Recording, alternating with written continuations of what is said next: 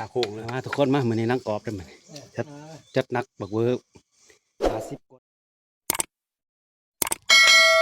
เอากลับประทายสบายดีพี่น้องทุกคนนำมาเนี่เนาะมื่อนี้กะบางแสงสุรินทร์ทินลำพองกะสีขึ้นไปสอกอยู่หากินตามสายผู้ไอคำเตยคนแล้วเนาะทุกคนเนาะเอามาสักเคยขึ้นเถื่อก็เลยลืมสายผู้เป็นครั้งแรกเนาะทุกคนเอากะสิไปอยู่ตามสายหวยน้ำกระตินคนแล้วใกล้เติมแล้วทุกคนเนาะกะสิมันนี่กะสิใช้เวลาย่างไปกับทีมงานผ่านลุงเนาะรวมกัน3 คนเพิ่นว่ามันไป3 คนกะสิไปพบไปทีมงานอีกหากินอยู่ตามสายผู้แล้วพอกันอยู่พุ่นละ3 คนเพิ่นว่าจะนัดพบกันเอาจักสิมานบ่มานแล้วมื้อนี้ก็ไปติดตามไปเบิ่งไปชมกันเลยทุกคนเนาะสิมานหรือบ่มานกับมาไปเบิ่งกันเลยทุกคนมันลึกลง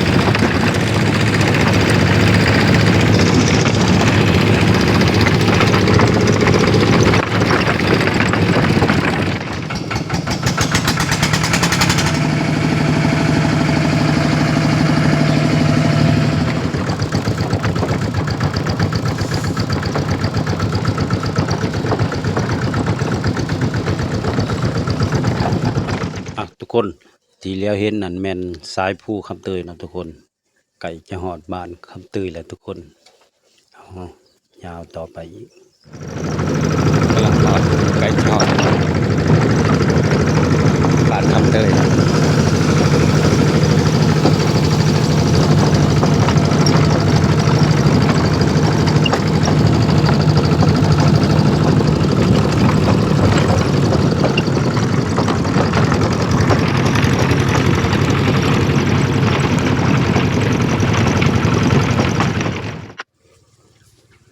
หลังจากเมื่อจอดรถไถไว้แล้วก็นายพรานลุงเพิ่นก็เกี่ยมมัดกระสอบพอได้พายปีเพื่อจะเกี่ยมปีนขึ้นผู้อีกเพื่อสำเร็จตอนนี้กำลังจะฮอตขึ้นภูคำเตยสูงเติบทุกคน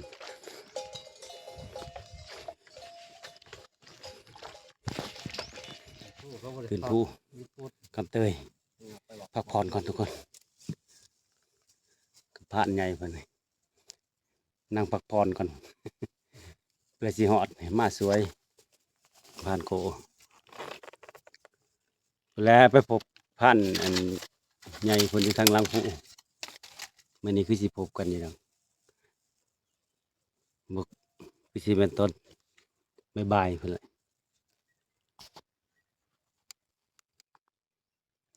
เอาขึ้นภูครั้งแรกเมื่อยทุกคนบ่ได้ขึ้นมาจากเทื่อมื้อนี้ผู้ทางคำเตยไปแล้วมื้อมานำผ่านลุงก่อนมื้อนี้ลุงของผ่านจิตมื้อนี้ก็เป็นเขตที่ผ่านจิตผ่านเฮียงเพิ่นเคยขึ้นมาแถวนี้ภูคำเตยพู้นแหละจุดหมายปลายทางก็คือลำสิบางนวลพุ่นแหละยังอีกประมาณพู้นแหละประมาณเพลนเนาะหรือว่าบ่ายพุ่นแหละจักสิฮอดตอนนี้กำลังหอดพักภูพักผ่อนก่อนทุกคนตอนนี้กำลังพักผ่อนตอนนี้11 โมงยังบ่ทันหอดที่พักทุกคนหวังว่าสิอาบน้ำอยู่ไว้ละห้างนี่ก่อนได้ผ่านเพิ่นว่าก็ยังไกลอยู่เพื่อสิฮอดบ่าย 2พุ่นแหละสิฮอดที่พัก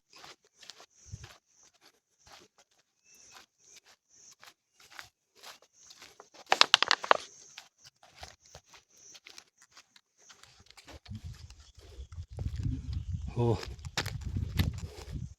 ด้านนี้แดดทุกคนย่างผ่านแดด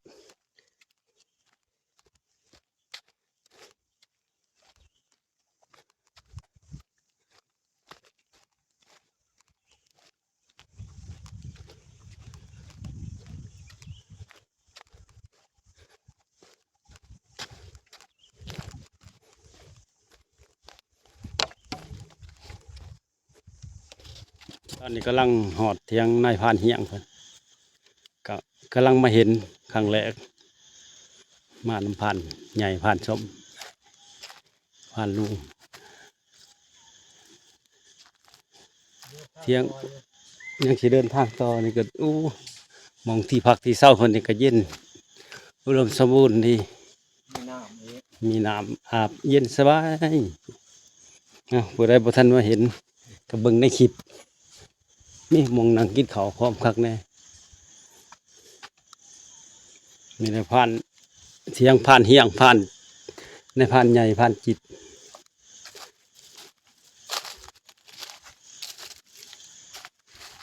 ปุกอยู่ห่มคักแน่ทำได้งามดีมีน้ำออมหอมเลย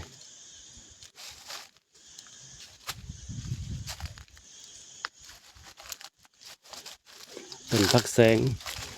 ขยำมันเป็นดอกใบอ่อนนี่ครับลวกกับหนึ่งป้าเลยกินกับหนึ่งป้าโอ้หันโขบหันไตครัว ยานตกครัว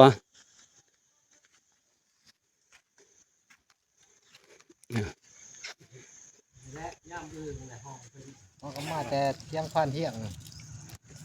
ยา ห ง อด ต่อ คอยกระติ้น หอดพักควันเลยนี่บ่ แล้วก็หอดมองพักเอากินเขาวก่อนเดินทางต่อ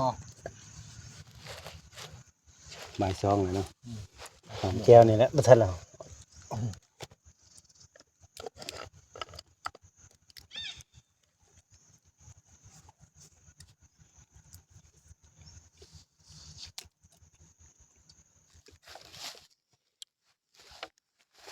โอ้กุ้งไม้ตัวนี้คือมันใหญ่เลยทุกคนใหญ่จะเคยได้อุ้มมาได้นี่มีแต่รับใหญ่ๆให้จะสอนผู้ภาพป่าดง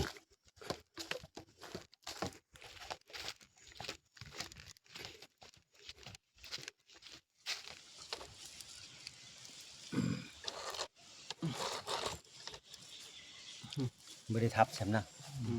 เลยครับได้เขาเด้อ เอ้า หลับป้า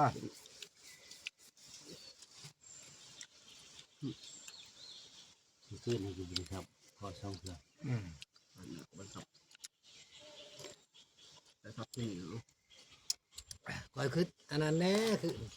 ที่บอกคอยจะว่าจะเป็นตาได้ทับพยายามมาต้นน้ำมันมาแล้วมันไปยืนอยู่ก่อนนั้นที่บอกคอยเยื่องครับอันนี้คอยจะได้เขาเขาใกล้เขางูจักเรามันนี่ช่องห่างอย่ามันมา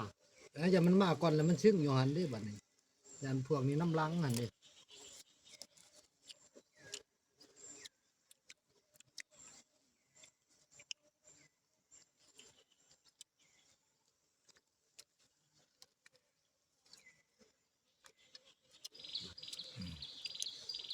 ลองปุ๊บมือไทยนกไปถึงที่ขันเดี๋ยวเวลาไปนั่งนกไปเลยนั่งไปมาเลย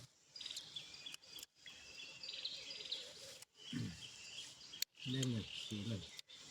ใส่จำตัวนี้ใส่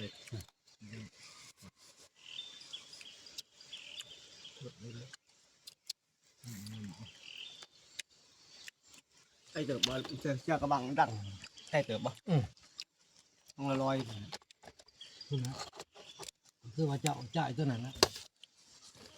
บ่ได้ยินหรอกไป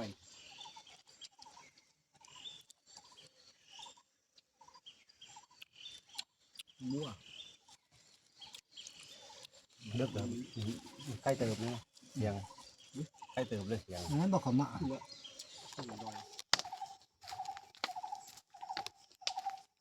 ตอนนี้กำลังยังพันหงกินข้าวแล้วก็หางยางเลาะปลาก่อนนำทีมงานเพิ่นนำพานเพิ่นเข้าปลาแล้วไหมมันโอ้ทำนี่เนาะใหญ่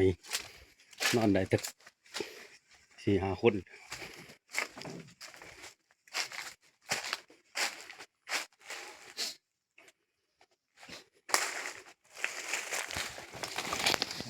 ทีมงานเขามันแล้วมันนี่ทุกคน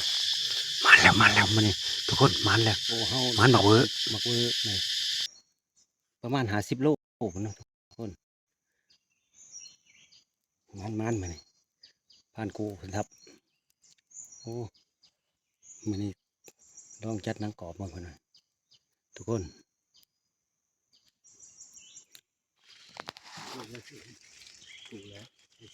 มาทุกคนมามันนี่หนังกรอบได้มันจัดหนักบักเวอร์50 กว่าโลพุ่นละผ่านลุงเพิ่นจัดการผ่านกู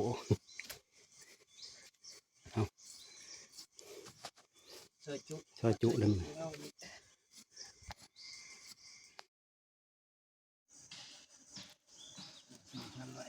เนี่ยบักเวอร์ทุกคนจะเอาขึ้นควรมาเนี่ยอย่างมันแห้งก่อน ท่านมันก็ อ๋อกินซันมันมักใหญ่มันนี่ขึ้นควรก่อนมันแห้งจังเชี่ยเมื่อ เฮ้ยสิชั้นสิด้าน โอ้มักใหญ่มันเนาะ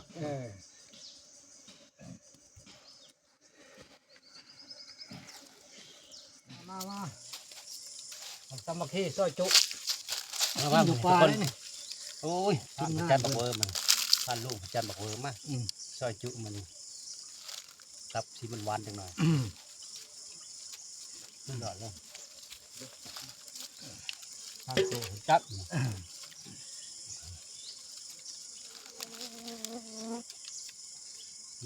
พักแกมมาค่อนข้างครับอยู่ ซอยจุโอ้ขับไปเลย มาไปเนาะ มากินข้าวซอมขี้เด้อข้าวปลาข้าวจุมาเวิร์ม ตาหวาน ตะวันโอ้พักไป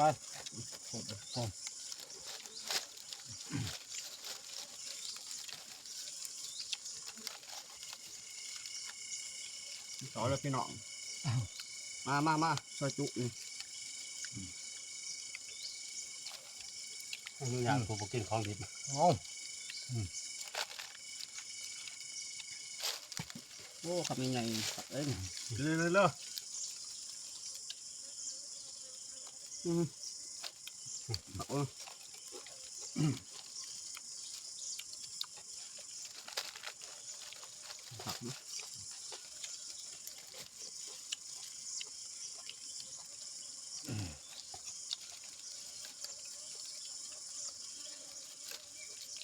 ะไรดีดอกดีพูดเอา เด้อพี่น้องเด้อนี่เด้อ กินนะ คือว่า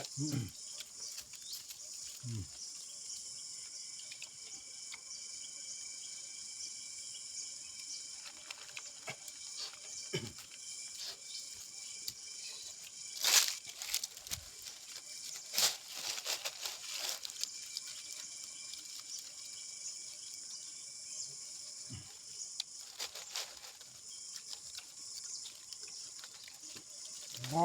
ต้องมันลังเลย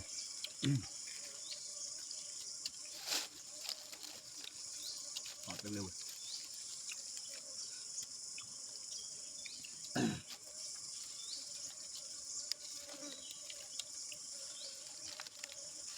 ปานน้ำมันเนาะประมาณคือว่าชิมเมื่อเป่าเลยเด้น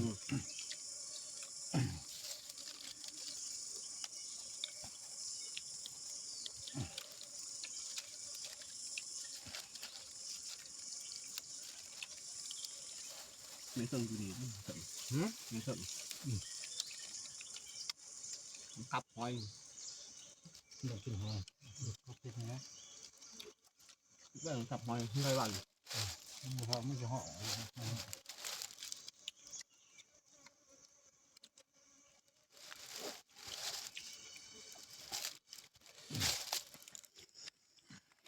ทุกคนมันนี่เขาก็สิได้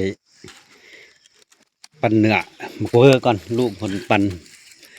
ลุงใหญ่ผลได้ปั่นเนื้อมักเวอร์ก่อนมันนี่จะได้กลับบ้านตาวเลยกลับตาว ขับเมือง กลับบ้านครับเป็นเวลาหลายวันเติบเลยมีแต่เนื้อมันได้ทุกคนกับบมาหน่อยไปได้นี่50 กิโล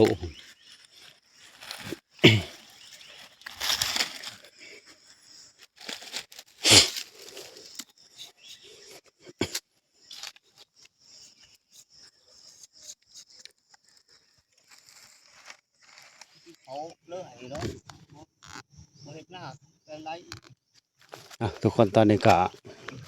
กำลังเดินทางกลับนะพอปั้นเนื้อเอาเวอร์แล้วก็เดินทางเตาแล้วเพื่อจีฮอดบ้านนี่ก็ใกล้เติบทุกคน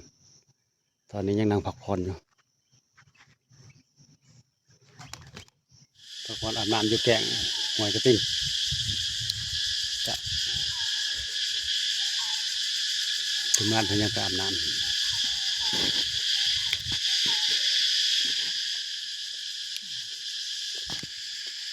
ทุกคนตอนนี้กำลังหอดหวยกระติ้นไก่จะครึ่งเลยล่ะกลับบ้านก่อนช่วงมันเว้ย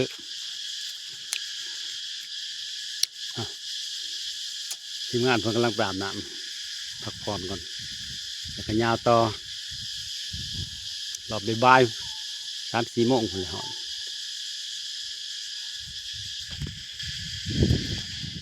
ทุกคนลงพูดแล้วก็โอ้เมื่อยมันเติบเลยกำลังลอดลงหอมพู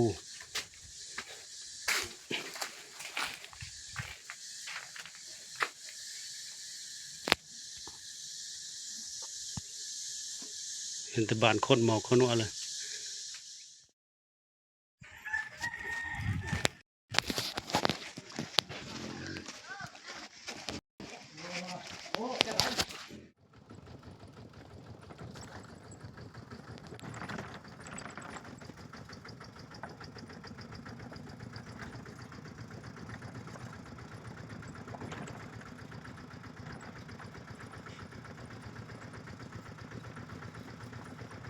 ว่าไปบันดาลใหญ่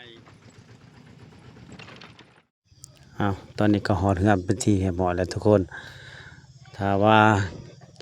ท่านผู้ชมมักคลิปนี้ก็ของบาเซงสุรินทร์ทินลำพองคนหากินกับติดตามกดไลค์กดแชร์ในเด้อทุกคนเด้อ